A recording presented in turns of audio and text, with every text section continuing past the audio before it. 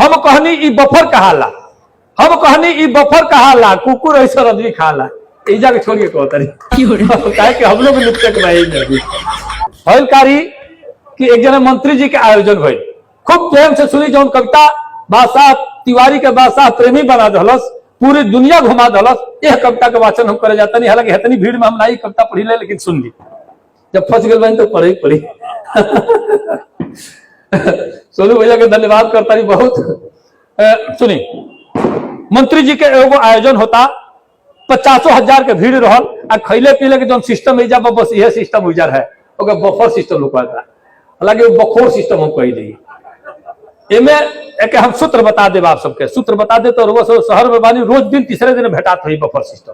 हमार सूत्र दूसर के दुनिया में नहीं जानते रहे, एक सूत्र बादशाह प्रेमी के निकालल हवे, और जे जान ले सुन ली हमार कविता वो बफर सिस्टम में फेल ना हो सकल, भले ही लोग खाता। अब जाके देखब यही जा हमार सूत्र आजमा के देखब यही जा, अब पता चल जाए कि हम सही बतौनी गलती बतौनी, एक सूत्र का हो। अब कविता सुनी कि एगो प्रीति भोज में भाई, एगो प्रीति भोज में भाई गैनी का सबसे बतलाई, वहां जाके हमारा कौन कौन दुख झेले के पड़ल, रहे मंत्री जी के खर्च, कहीं घूम घूम रिसर्च, खाली खैले खातिर कितना पापड़ बेले के पड़ल। जुटल कई हजारों लोग हमरा देखते भय रोग, सचहू भीड़ देख के डरे, कहनी भाग चले के घरे। भैया कहले अब रुको, फारा गोल या भीतर ढूको। अच्छा ठेठ शब्द हवे, भोजपुरी के ठेठ शब्द हवे ढूको। ढूको कहले पे एगो प्रसंग याद आ गए, कोनो विभाग में 50 आदमी के भर्ती खुलल, 500 लोग लाइन लगा के खड़ा हो गए इंटरव्यू खातिर। अधिकारी घबरा गए, अब बाहर जल्दी जल्दी एगो स्लिप लिख के सटवा दिहल गई, कृपया कम से कम शब्दों का इस्तेमाल करें। अंग्रेजी वाला गला कहले मे आई कमिंग सर, कहले गेट आउट। हिंदी वाला गला श्रीमान जी अंदर आ सकता हूं, कहले बाहर चलिए। संस्कृत वाला गला अहम आगंतुक सज्जनम, कहले बाहर चल के विश्राम करिए। भोजपुरी वाला गला कहता ढुक, कहले ढुक, कहले ढुक, भर्ती हो गई। लोग कितनो नाराबाजी कल, भर्ती हो गई। लोग कहल कि भाई अनपढ़ गंवारू आदमी देहात से आके कैसे भर्ती होगा, कहना बेवकूफ, जब पहले ही वार्निंग लिखी गई है कम शब्दों का प्रयोग करें तो कहा एक एक लाइन में बोल रहे हो, ये तो 2 अक्षर में कहा ढुकी, हमका ढुक, भर्ती हो गया। तो भैया कहले अब रुको, थारा बोल या भीतर ढुको, कहनी बालक तू हो देवता, लो हमरो लिखवा दे न्योता। तबले पीछे से धकियावत, देखनी ढेर लोग के आवत, चहनी बामे दहिने हेलल, बाकी ऐसा आदमी ठेलल, हो गई बिगहा भर आगे, लागो लोग निहुरिए भागे। आ गिरल गेट टूट के ओकरे ऊपर हेले के पड़ल, खाली खैले खातिर कितना पापड़ बेले के पड़ल। अंदर के स्थिति अब देखी सब, धैल रहे प्लेट सजा के, लागल भागे लोग उठा के।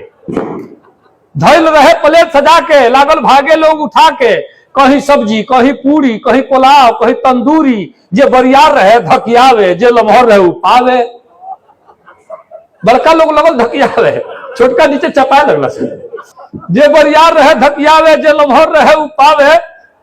आइल पुलिस तले 50, आइल पुलिस तले 50, आ लागो लोग करे शीर्षासन।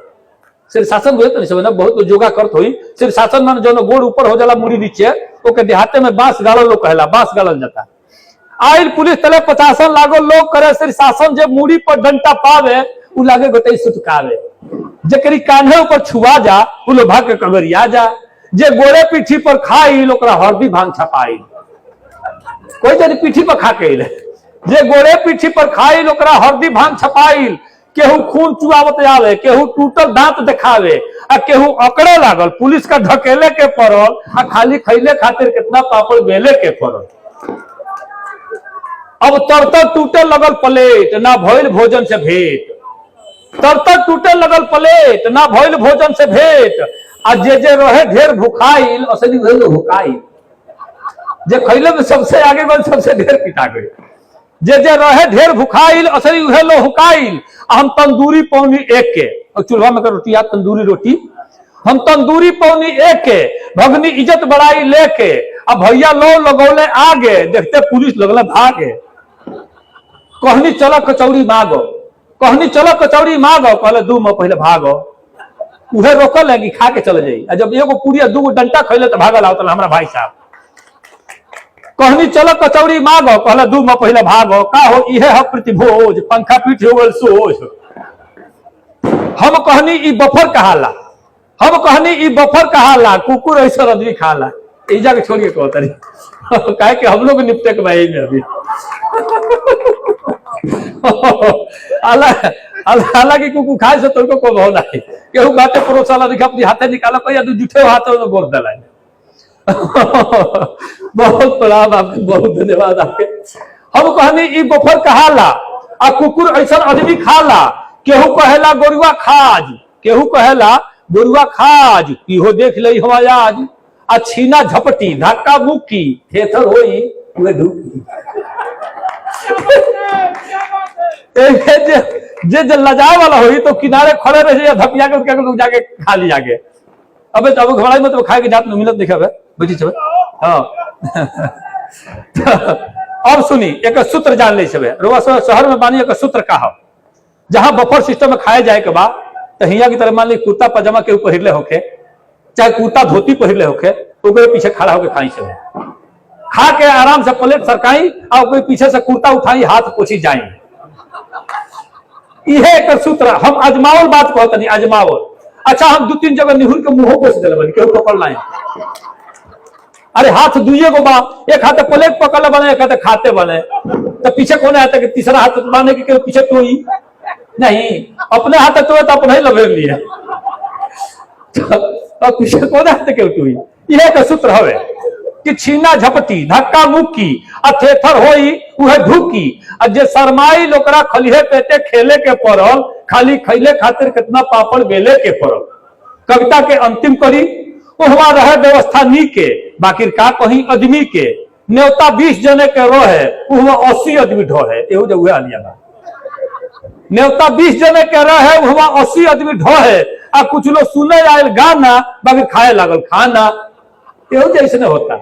जे आमंत्रित बा जब उठल बा, बिना आमंत्रित बा अनुसूचित वाला जब पहुंच गए है, कुछ लोग सुने आयल गाना बाकी खाए लागल खाना, हमरा जिंदगी भर ना भूली केहू खुश रहे चाहे फूली, अब पीछे लौटे खातिर जोर लगा के ठेले के पड़ल, खाली खैले खातिर कितना पापड़ बेले के पड़ल, खाली खैले खातिर कितना पापड़ बेले के पड़ल।